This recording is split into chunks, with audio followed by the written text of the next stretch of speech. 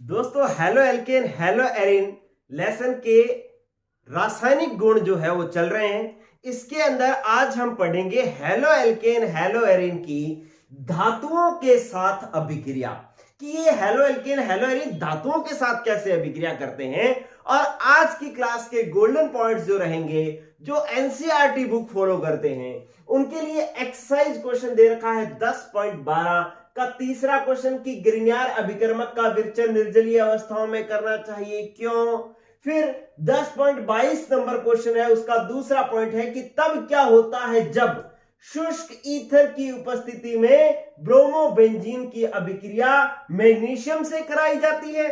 और एक क्वेश्चन दे रखा है कि शुष्क ईथर की उपस्थिति में मैथिल ब्रोमाइड की अभिक्रिया सोडियम से करवाई जाती है। अभी जब हम ये प्रश्न समझते हैं तो कुछ भी समझ में नहीं आता कि यार ये क्या पूछना चाह रहा है, क्या कहना चाह रहा है, हमें क्वेश्चन भी समझ में नहीं आता। लेकिन मात्र 10 मिनट के बाद ये तीनों क्वेश्चन आपके सामने सॉल्व मिलेंगे, आपको कहीं भी याद करने की जरूरत नहीं पड़ेगी।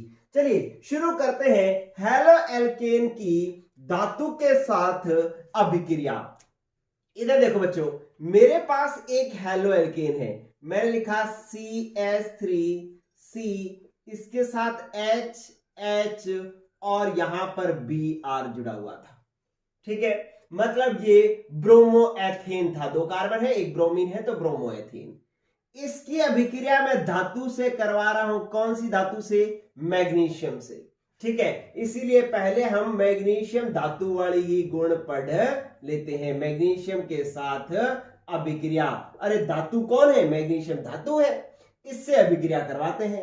लेकिन ये अभिक्रिया आपको याद रखना है कि किसकी उपस्थिति में होती है बच्चों?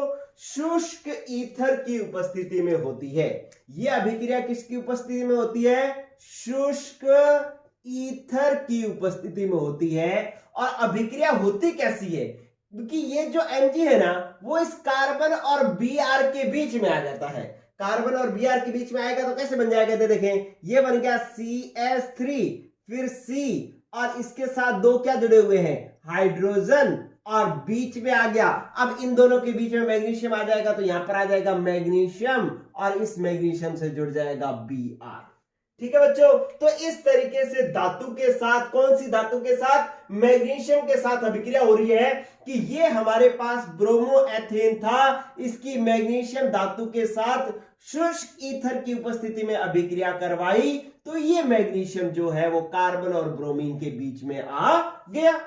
ठीक है, आसान सी बात है कि भाई Br और कार्बन के बीच में ही तो मैग्नीशियम को लाना है। लेकिन अब यहां पर कुछ विशेष पॉइंट बन रहे हैं। देखो क्या, पहली बात तो यह बन रही है कि यहां जो उत्पाद बनता है ना, उस उत्पाद के अंदर कार्बन और धातु के बीच में बंद होता है। कार्बन और धातु के बीच में बंद होता है, इसलिए इस यौगिक को हम कौन सा यौगिक कहते हैं? कार्ब धात्विक यौगिक कहते हैं। ठीक है, क्या उत्पाद बनता है? कार्ब धात्विक यौगिक बनता है। और कार्ब धात्विक यौगिक किन्हें कहते हैं? जिसमें कार्बन और धातु के बीच में बंद हो, उसको हम कार्ब धात्विक यौगिक कहते हैं। तो आपको एक पॉइंट समझ में आ गया कि हेलो एल्केन की अभिक्रिया जब किसी धातु के साथ शुष्क ईथर की उपस्थिति में करवाई जाती है तो कार्ब धात्विक यौगिक बनते हैं। लेकिन ये जो कार्ब धात्विक यौगिक बना है ना, जिसके अंदर Br है, मैग्नीशियम है और कार्बन है, इसको हम कहते हैं ग्रिग्नार अभिकर्मक। क्या कहते हैं इसको? ग्रिग्नार अभिकर्मक। अब कार्ब धात्विक यौगिक तो और भी बहुत सारे होंगे जिसके अंदर कार्बन और धातु के बीच में बंद होगा, लेकिन ये जो कार्ब धात्विक यौगिक है ना, इस कार्ब धात्विक यौगिक को ग्रिग्नार अभिकर्मक कहा जाता है। और ग्रिग्नार अभिकर्मक क्यों इंपॉर्टेंट है? ग्रिग्नार अभिकर्मक इसलिए इंपॉर्टेंट है क्योंकि इस ग्रिग्नार अभिकर्मक का उपयोग बहुत से कार्बनिक यौगिकों के संश्लेषण में या कार्बनिक यौगिकों के निर्माण में किया जाता है। कार्बनिक यौगिकों के निर्माण में किया जाता है। ठीक है, इसलिए जो है ग्रिग्नार अभिकर्मक इंपॉर्टेंट है। आगे के जो हम चैप्टर पढ़ेंगे, अल्कोहल, फिनॉल, ईथर, उनमें सब में ग्रिग्नार अभिकर्मक की अभिक्रियाएं आएंगी। तो बच्चों उसके अंदर जो है ये ग्रिग्नार्ड अभिक्रमक आपको याद भी रहना चाहिए कि ग्रिग्नार्ड अभिक्रमक क्या होता है। इस एल्किल ग्रुप को तो हम आर कहेंगे, ये R M G B R को हम ग्रिग्नार्ड अभिक्रमक कहते हैं, जो कि बहुत बार इसकी रिएक्शंस आएंगी। एल्किल ग्रुप को मैंने कह दिया आर, उसके साथ जुड़ जाए एम जी और बी आर, तो इसको हम ग्रिग्नार्ड अभिक्रमक कहते हैं। क्लियर हुई बात? तो इसलिए ये बात इंपॉर्टेंट हो गई। अब और चीज समझें कि ग्रिग्नार्ड अभिक्रमक की संरचना कैसी होती है। ग्रिग्नार्ड अभिक्रमक की संरचना कैसी होती है? देखिए संरचना होती है इसकी कि यहां पर आपने देखा ये कार्बन और मैग्नीशियम के बीच में ये जो बंध होता है ना, ये कैसा बंध होता है? ये सहसंयोजक बंध होता है। कैसा बंध होता है बच्चों? सहसंयोजक बंध होता है। जैसे मैंने लिखा CH3CH2। अब इस कार्बन, अरे ये हाइड्रोजन अलग पड़े हैं, ऐसे पड़े हैं हाइड्रोजन, बंध जो है वो कार्बन बना रहा है, ध्यान रखना, ठीक है। कोई सोचे कि सर ये तो हाइड्रोजन है, बंध हाइड्रोजन बना रहा है, नहीं बच्चों, बंध कौन बना रहा है? कार्बन बना रहा है। इन हाइड्रोजनों को तो आप साइड में बना सकते हो, ठीक है। अब इसके साथ जो मैग्नीशियम है वो इस तरीके से यहां पर बंध बनाता है, ठीक है। और इस मैग्नीशियम के साथ में Br जो है वो ऐसे बंध बनाता है। इसके अंदर होता क्या है कि मैग्नीशियम और ब्रोमीन तो आयनिक बंध के रूप में होते हैं, Mg+ होता है, Br- होता है। मतलब ये पूरा का पूरा इन दोनों के बीच में, मैग्नीशियम और ब्रोमीन के बीच में तो कौन सा बंध होता है? आयनिक बंध होता है, ठीक है। ये स्ट्रक्चर अच्छे से समझ लेना, क्योंकि आगे की जितनी रिएक्शन होंगी सारी अभिक्रियाएं, ग्रिग्नार्ड अभिक्रमक की अभिक्रियाएं इस संरचना पर डिपेंड करेगी। जिस बच्चे को ये संरचना समझ में आ गई उसको ये क्वेश्चन समझ में आ, इसके सारी रिएक्शन समझ में आ जाएंगी। गौर करना, ये तो आयनिक बंध होता है, लेकिन मैग्नीशियम और कार्बन के बीच में यहां जो बंध होता है ना, ये बंध होता है सहसंयोजक बंध। यहां कौन सा बंध होता है? यहां होता है सहसंयोजक बंध, सहसंयोजक बंध होता है, ठीक है। इस सहसंयोजक बंध में एक समस्या है कि मैग्नीशियम जो है वो धन विद्युतीय तत्व है, धातु है ना, तो इसका तो प्लस बनाने की प्रकृति है, तो धन विद्युतीय तत्व है ये कौन? मैग्नीशियम। तो इसका मतलब इस बंध के इलेक्ट्रॉन फिर मैग्नीशियम तो रखेगा नहीं, क्योंकि मैग्नीशियम की प्रवृत्ति तो इलेक्ट्रॉन त्यागने की है, रखने की नहीं है।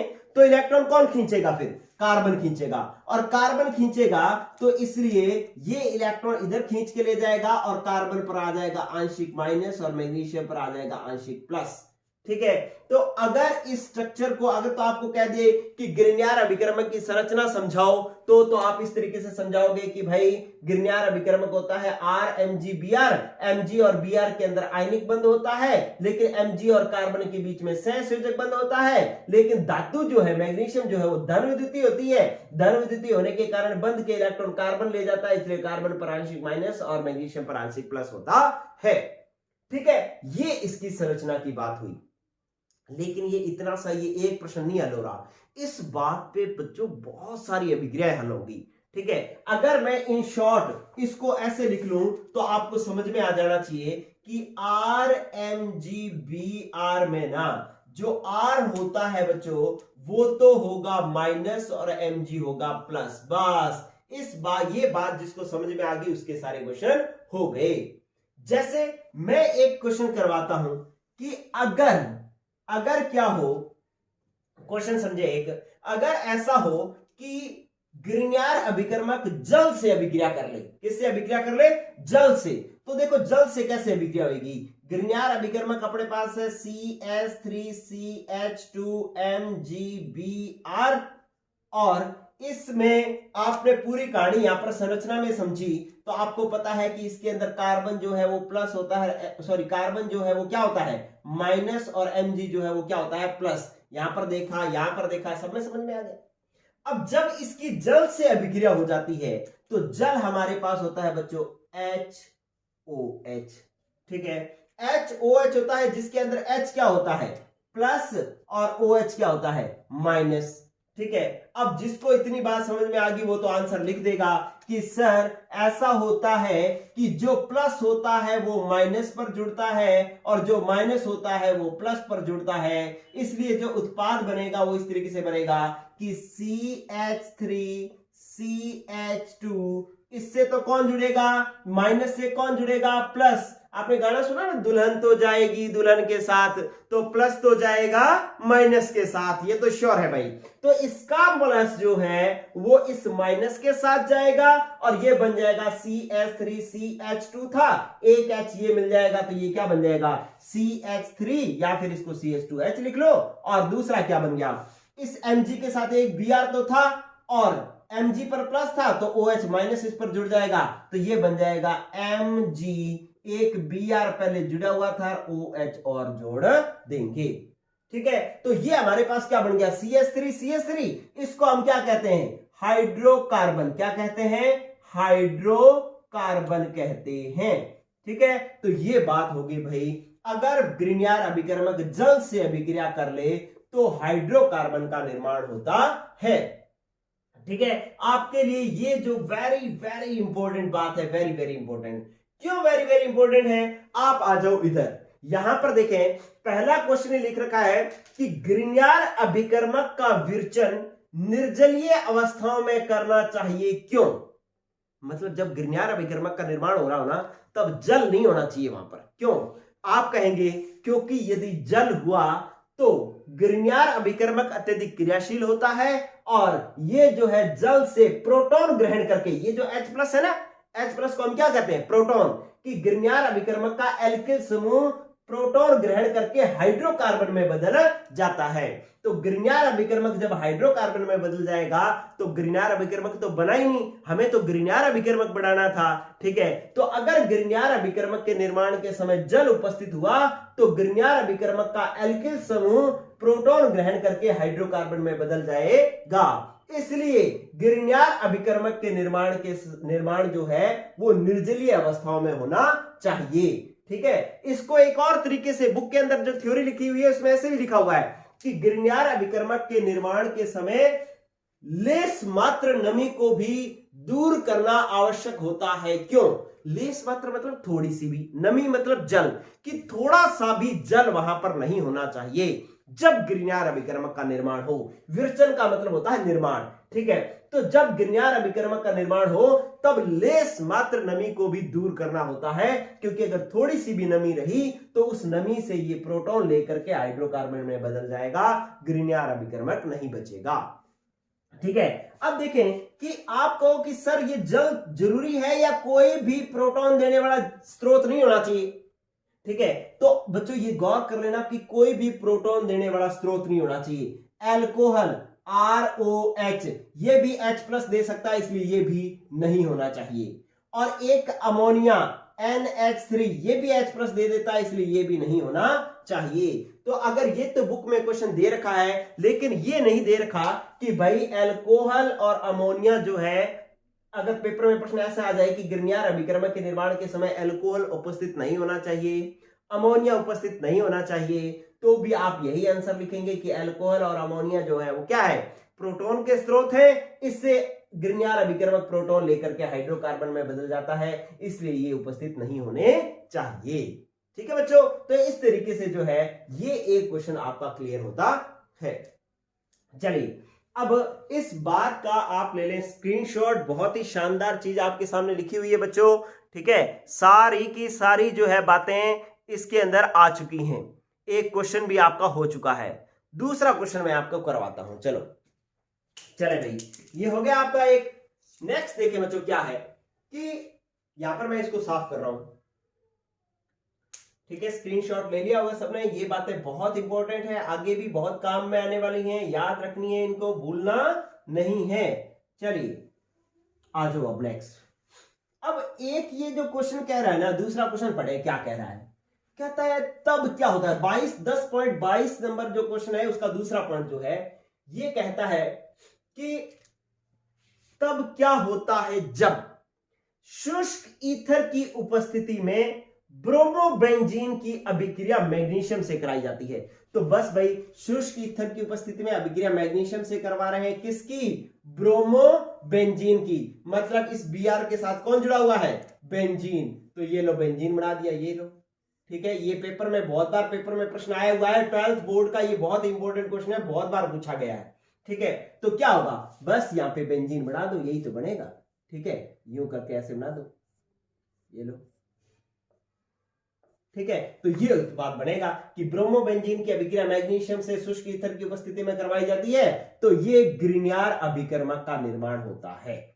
आप क्या लिखेंगे कि ग्रिग्नार्ड अभिकर्मक का निर्माण होता है, ठीक है, और ये अभिक्रिया लिख देंगे तो आपके आंसर पूरे हैं। और इस अभिक्रिया के अंदर भी, इस क्वेश्चन के अंदर भी पहले थ्योरी लिखेंगे और बाद में जो मैंने नीचे नीचे अभिक्रिया लिखी थी वो अभिक्रिया भी लिखेंगे, क्योंकि कोई आंसर जो है, नंबर जो है आपको उस अभिक्रिया के ही मिलने हैं, ठीक है। तो इस प्रकार से आपको पूछा गया था कि ब्रोमोबेंजीन की अभिक्रिया मैग्नीशियम से शुष्क ईथर की उपस्थिति में करवाओ तो क्या होता है, तो भाई ब्रोमोबेंजीन मतलब इससे अभिक्रिया करके ग्रिग्नार्ड अभिकर्मक का निर्माण होता है, ठीक है बच्चों। तो इस प्रकार से ये बात हो गई कंप्लीट, 2 क्वेश्चन भी आपके हो चुके हैं।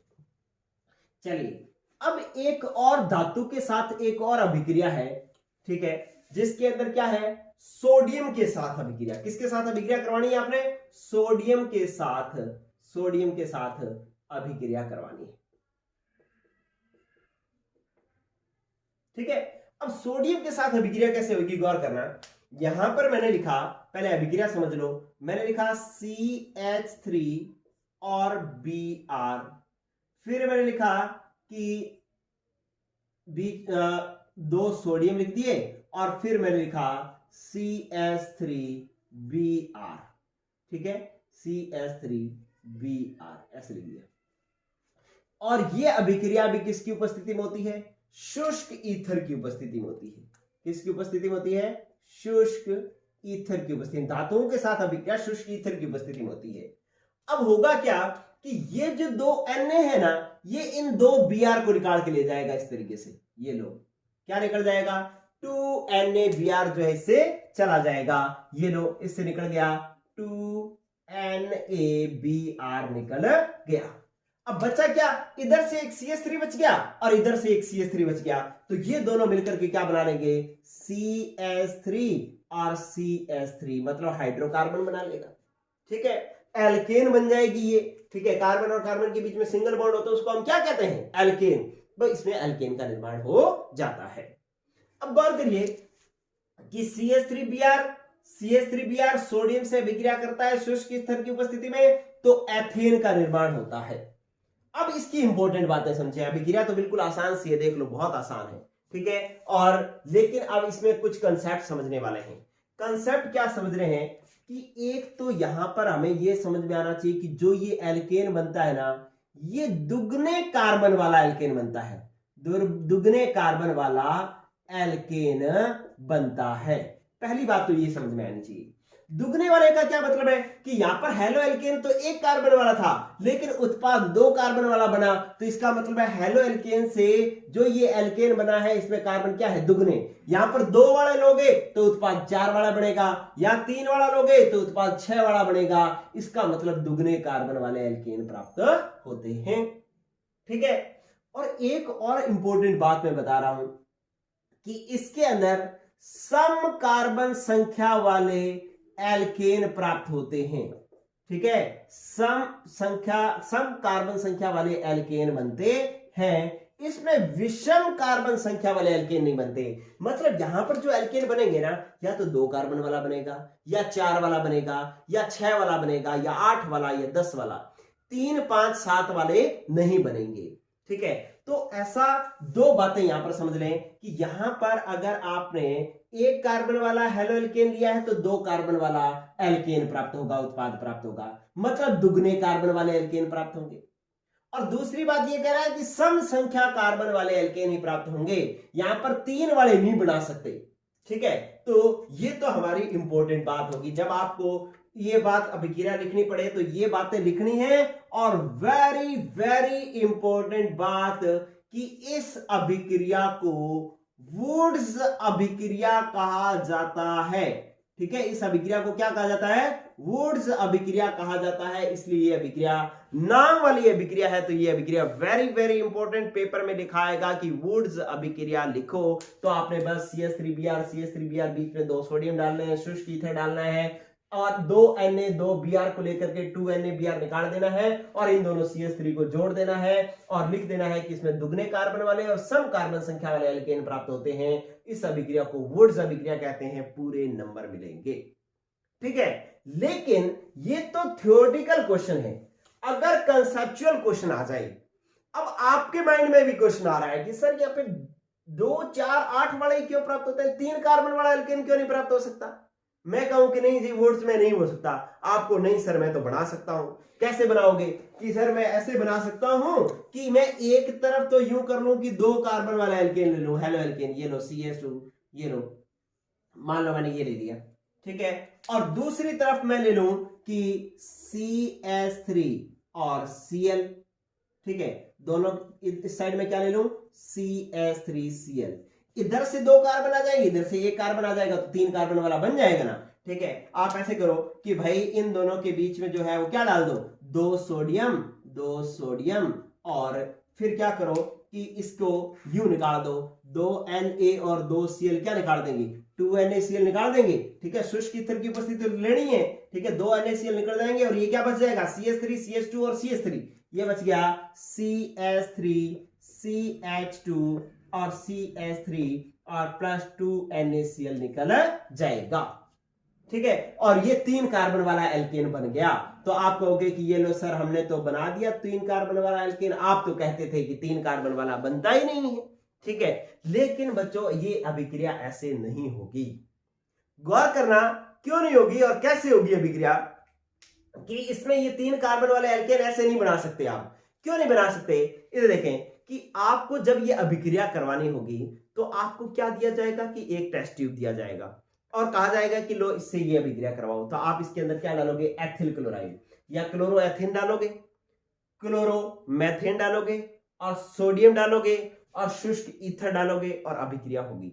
अब इसके भी बहुत सारे अणु हैं, इसके भी बहुत सारे अणु हैं। अब ये जरूरी तो नहीं है ना कि इसके सामने मतलब क्लोरोएथेन के सामने क्लोरोमेथेन ही टकराए, मतलब इन दोनों की टक्कर हो। ये भी तो हो सकता था कि ये 2 बार आपस में टकरा जाते या ये दोनों 2 बार आपस में टकरा जाते। ठीक है, तो आपके पास ये तो एक अभिक्रिया नहीं है। फिर ऐसी स्थिति में ये एक कंडीशन है, ये एक कंडीशन है, ऐसी और भी कंडीशन हो सकती है कि कंडीशन नंबर 2 ये हो सकता है कि भाई ये होता कि ये CH3Cl और दूसरी तरफ भी आता CH3Cl और बीच में 2 सोडियम। अब ये तो बहुत सारे अणु पड़े, तो ये दोनों भी तो आपस में टकरा सकते थे। अगर ये दोनों आपस में टकराते तो उत्पाद ये बनता कि भाई आपके पास उत्पाद ये बनता CH3 और CH3 आपस में जुड़ जाते, ये बन जाता CH3 और CH3 और 2 NaCl निकल जाते। ठीक है, तो यहां पर एथेन भी बन सकता था, प्रोपेन भी बन सकता है। लेकिन अब आप कहो कि सर ये देखो ये भी तो आपस में टकरा सकते थे, क्लोरोएथेन भी। तो अगर क्लोरोएथेन आपस में टकराते तो ये कंडीशन नंबर 3 हो जाती, ये कंडीशन नंबर हो जाती 3। क्या कि ऐसा हो जाता कि CH3CH2Cl और फिर इसके सामने मैं एक और लिख रहा हूं क्या कि भाई CH3CH2 और Cl दोनों के बीच में रखा 2 Na और शुष्क ईथर की उपस्थिति में ये दोनों ने क्या किया, 2 NaCl निकाल दिया और CH3 CH2 CH2 CH3 जुड़ जाएगा, ये बन जाएगा CH3 CH2 CH2 और CH3 और 2 NaCl निकल जाएगा।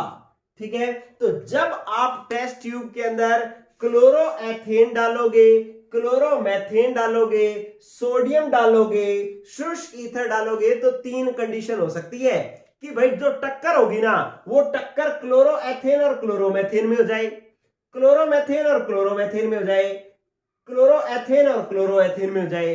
तो ये जब कंडीशन होगी तब तो प्रोपेन बनेगी, लेकिन इस प्रोपेन के साथ साथ एथेन भी बन सकती है और ब्यूटेन भी बन सकती है। तो यहां पर ये अभिक्रिया जब आप करवाओगे तो इन सारी अभिक्रियाओं का क्या प्राप्त होगा, इन सारे उत्पादों का मिश्रण प्राप्त होगा कि आपको प्रोपेन भी प्राप्त होगी, एथेन भी प्राप्त होगी और ब्यूटेन भी प्राप्त होगी। तो इन सारों का मिश्रण प्राप्त होगा, जिनको हम आप इनको क्या कर सकते हैं, इनको पृथक नहीं कर पाते, इसलिए जो है ये अभिक्रिया हमारे काम की नहीं है। तो जिसमें 3 कार्बन वाले या विषम कार्बन वाले एल्केन बनाने के लिए अगर हमने वुड्स अभिक्रिया काम में ली तो इसमें सिर्फ प्रोपेन नहीं बनेगा, इसमें इनके एल्केनों का मिश्रण बन जाएगा जिनको हम पृथक नहीं कर पाते, इसलिए जो है हम इसका उपयोग नहीं करते। हम इस वुड्स अभिक्रिया का उपयोग सिर्फ सम कार्बन संख्या वाले एल्केन बनाने में ही करते हैं। ठीक है बच्चों, तो इस प्रकार से ये अभिक्रिया जो है हमारे काम में आ जाएगी। चलिए, बहुत ही शानदार बातें आपके सामने लिखी हुई हैं, इसका ले लें स्क्रीनशॉट। लेकिन एक चीज और सुन लें, क्या कि पांचवा क्वेश्चन जो है, पांचवा पॉइंट 10.22 नंबर अभ्यास क्वेश्चन का पांचवा पॉइंट दे रखा है कि शुष्क ईथर की उपस्थिति में मैथिल ब्रोमाइड की अभिक्रिया सोडियम से कराई जाती है, तब क्या होता है। ठीक है, तो ये लो मैंने अभिक्रिया लिख रखी है कि ये मैथिल ब्रोमाइड है, ये मैथिल ब्रोमाइड है, इसकी अभिक्रिया सोडियम के साथ करवाई जाती है शुष्क ईथर की उपस्थिति में, तो एथेन उत्पाद का निर्माण होता है और इस अभिक्रिया को हम वुड्स अभिक्रिया कहते हैं। ठीक है बच्चों, तो इस तरीके से ये आज की क्लास हुई खत्म। आज के लिए इतना ही, पढ़ते रहे, गुड लक, गुड बाय, और इसका ले लें स्क्रीनशॉट।